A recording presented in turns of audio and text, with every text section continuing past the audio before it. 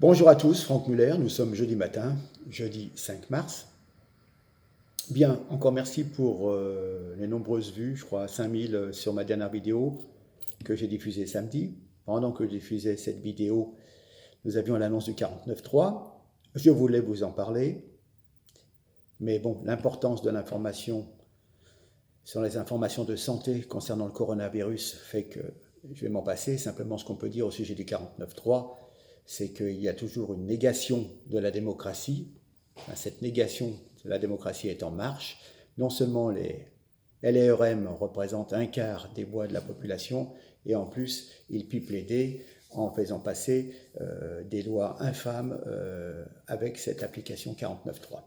Bien, on va revenir sur le corona. J'ai deux éléments dont personne ne parle, et je vais vous en faire part, après vous jugerez, mais je pense que c'est quand même important. Les médias n'en parlent pas. Alors, il faut quand même savoir que euh, euh, comment dire, la contamination au corona, surtout, se fait par, par les mains. Hein. C'est-à-dire le biais majeur de la contamination, c'est ce qu'on appelle une contamination manuportée, c'est-à-dire qu'on porte à notre visage 250 fois par jour. Nous apportons donc ces micro-organismes de nos mains directement à notre visage, muqueuse, que ce soit oculaire, buccale, etc., etc. Donc, d'où l'importance au maximum de se laver les mains. Bon, les gels, maintenant certains nous disent, suivant la composition des gels, ça peut être cancéreux. Et donc voilà, je veux dire, vous n'allez pas vous passer 15 fois le gel. Hein. Le gel, c'est vraiment quand on est coincé qu'on ne peut pas faire autrement. Voilà, enfin bon, on vous tient les comptes, là il y a à peu près 300 personnes contaminées, il y a eu 4 morts, mais on ne vous dit pas peut-être qu'il y a 10 000 morts par an de la grippe normale.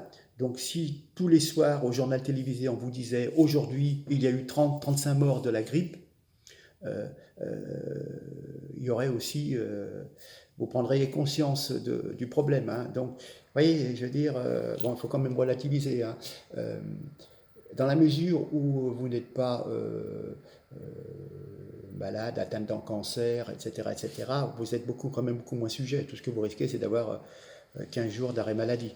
Bon, enfin, de toute façon, nous voyons bien qu'il y a en fin de compte une déroute du gouvernement et de la politique macronienne.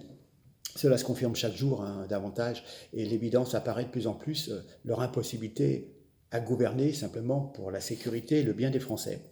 Je suis tombé sur quelque chose de très très important dont personne n'a parlé.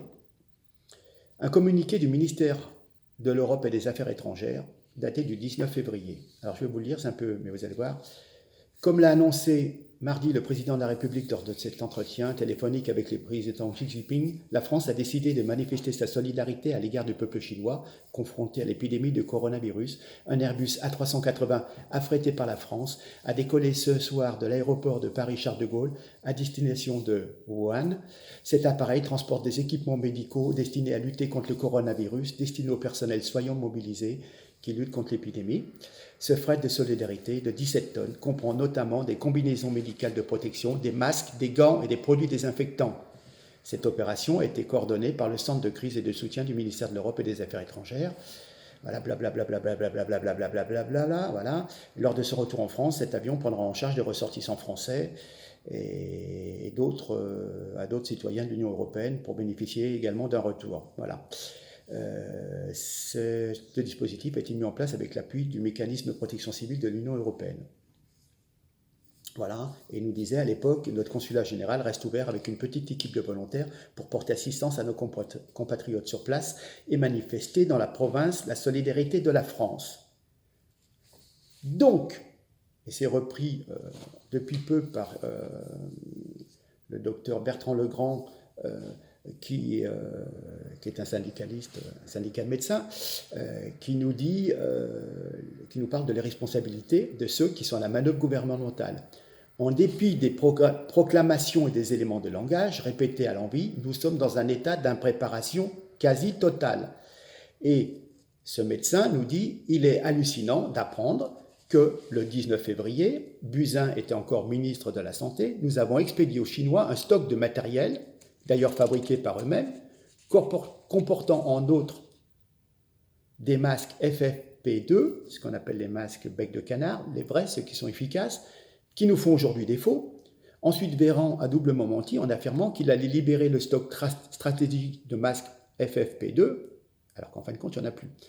Il ne pouvait donc pas libérer un stock stratégique inexistant. Le comble est atteint avec la révélation faite par le docteur Legrand qu'il a été conseillé aux médecins généralistes, en attendant mieux, de mettre 2 masques FFP1, ce sont les simples petits masques de chirurgiens, genre filtre pour cafetière Mélita, vous voyez, mais ça évite que vous contaminiez une personne, mais pour un praticien, un dentiste, etc., quelqu'un qui est en contact avec des personnes, il faut qu'il soit beaucoup plus protégé, et c'est pour ça qu'on parle du FFP2, le bec de canard. Donc voilà, en fin de compte, il y a eu une époque, c'était le Bachelot Circus, maintenant c'est le cirque Buzyn-Véran, voilà. D'ailleurs, moi-même, sur ma page Facebook, j'étais tombé là-dessus et j'avais bien indiqué, on a retrouvé les masques et les gels. Macron les a envoyés en Chine il y a 3 semaines, le 19 février. C'était un envoi de fret médical en solidarité avec la Chine à destination des structures hospitalières de Wuhan et la province de Hubei. Voilà ce qu'il faut savoir. Donc,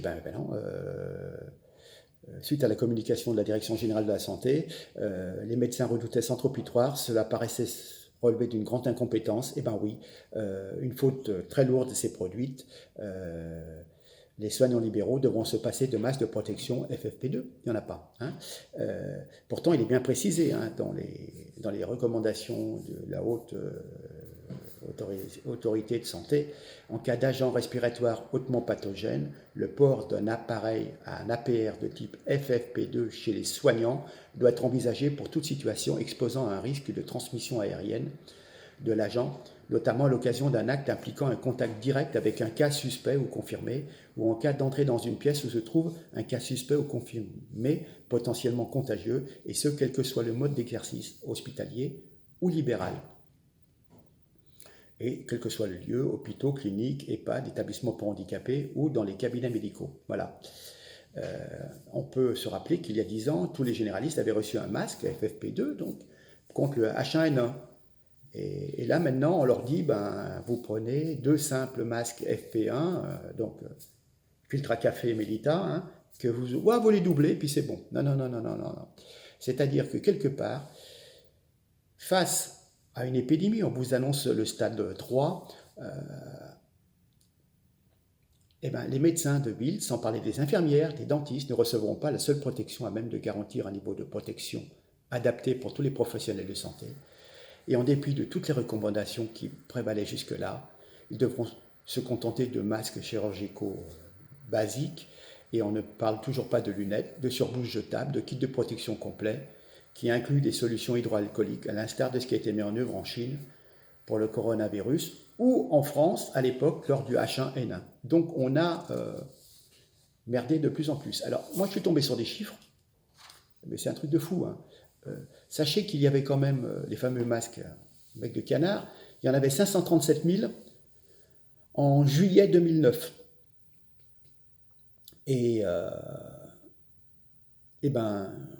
Bon, après, il fallait enlever ce qui était périmé et tout. Le stock n'a jamais été reconstitué. Alors, en plus, ce sont des menteurs. Évidemment, cette défaillance de l'État aurait pu passer inaperçue si les circuits de distribution traditionnels étaient à même de répondre à la demande. Et donc, ce n'est pas le cas. Hein, donc, ils n'ont pas pu pallier dans l'urgence. Et le ministre de Santé, le 24 février, affirmait lors de sa conférence de presse, il n'y a donc aucun problème d'accès à ces masques pour toutes celles et tous ceux qui en ont besoin. Et en fin de compte, dans la coulisse, au président d'un syndicat qui s'appelle MG France, Olivier Véran, le ministre, a dit il n'y a pas de stock de FFP2. Voilà. Donc ils ont passé une commande de 35 millions de masques par mois. Mais les fabricants, bien entendu, ont du mal à répondre à la demande et les délais de livraison sont inconnus. Voilà ce qu'il faut en tenir. Donc c'est carrément dingue. Hein. D'ailleurs, le docteur Paul Ortiz, président d'un syndicat CSMFF aussi, nous dit on est confronté à la plus grande épidémie Si on est confronté à une plus grande épidémie, l'absence de protection, masque, lunettes, blouse est un message désastreux envoyé à la médecine de premier recours. Être sans moyens énerve l'ensemble des médecins généralistes. Voilà. Encore une fois, Macron à l'œuvre.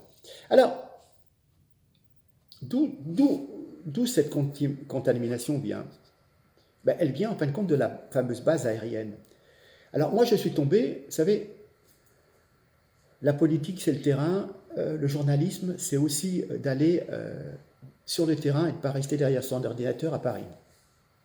Moi je suis tombé sur des communications du journal du coin qui s'appelle Oise Hebdo. Et qu'est-ce qu'il nous dit, le monsieur, le chef de la rédaction? L'incroyable légèreté de l'armée française. On cherchait le patient zéro dans l'Oise, on voulait savoir qui était à l'origine de la diffusion de la maladie. Et bien maintenant c'est clair, ce sont les personnels de la base aérienne de Creil, la BA 110, qui ont rapporté la maladie des Chines. Ce sont les personnels dépendants de l'armée française qui, de retour de mission, se sont dispersés dans la nature et qui n'ont pas été soumis à une procédure de confinement. Ces personnels faisaient partie de la mission qui est revenue de Wuhan avec une partie des Français évacués également de Wuhan. Mais donc, effectivement, les rapatriés sanitaires, vous vous en souvenez, étaient placés à l'isolement à Carry-le-Rouet. Il semble qu'aucune mesure spéciale n'ait été prise pour les personnels de l'armée. Donc, dès le départ, il y a eu 6 personnes atteintes au sein de la base. Résultat, un professeur de Vaumoise qui avait une connaissance au sein de la base a attrapé la maladie, il en est mort. Sa femme, elle-même professeure, est aussi touchée et soignée. L'ami de sa femme, également professeur, a chopé le virus, etc., etc. Vous voyez, bon. Alors, le ministère vous dit non, c'est faux. Hein. Les militaires de l'escadron Esferel qui ont réalisé l'opération de rapatriement Wuhan-Paris le 31 janvier 2020 n'ont pas ramené le coronavirus de Chine. Ils nous disent, l'état-major, le personnel ayant participé à cette opération est équipé de masques de type FFP2, offrant un très haut niveau de filtration, habituellement destiné au personnel de soins. Oui, alors, nous lisons bien ce qui est écrit. Les militaires de l'Estérel n'ont peut-être pas ramené le coronavirus, mais alors pourquoi il y a plein de personnes infectées à la base de Creil suite à la quarantaine? Vous voyez ce que je veux dire? Voilà.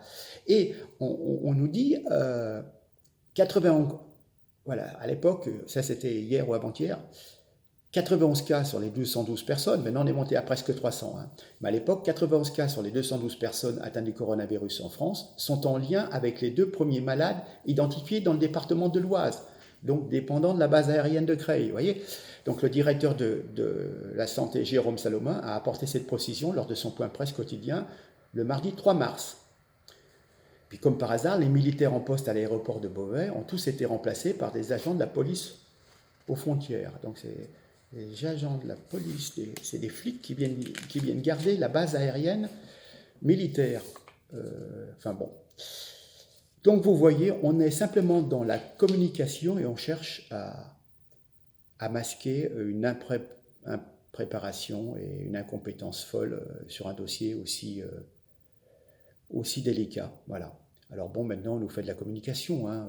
Effectivement, il ne faut pas faire comme à l'époque Jean-François Mattei, qui lors de la crise de la canicule en été 2003 recevait les équipes de télévision au bord de sa piscine dans sa villa sur la Côte d'Azur. Hein.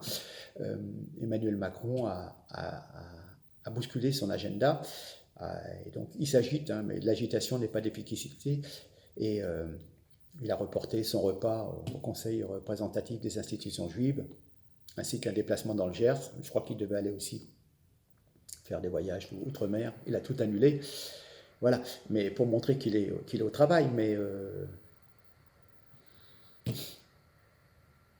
oui, on lui a même organisé en dernière minute. Ah non, c'est Édouard Philippe qui a passé 2 heures dans un hôpital de Bordeaux lundi matin. Mais pour faire passer l'effet du 49.3, la motion de censure et tout. Donc on a montré un chef de gouvernement à l'écoute des problèmes de la population. Enfin bon, c'est lamentable. C'est lamentable. Je vous mettrai le lien de la page Facebook de Oise Hebdo, où il y a des petites informations locales, donc à tenir compte. Je vous mettrai le lien du communiqué du gouvernement expliquant qu'ils ont envoyé les masques en Chine. Donc vous verrez que je ne vous raconte pas d'histoire. Voilà, simplement, aucun journaliste n'a dit « Attendez, monsieur le ministre, mais pourquoi le 19 février on a fait partir 17 tonnes de matériel et nous on n'a plus rien ?» Non, non. Personne. Motus bouche cousue. Bon voilà, ayez confiance, prenez des précautions. Les masques, c'est plus du folklore qu'autre chose, quoi. Bon, on se fait pas la bise. Enfin bon, voilà, on essaie de faire attention, quoi.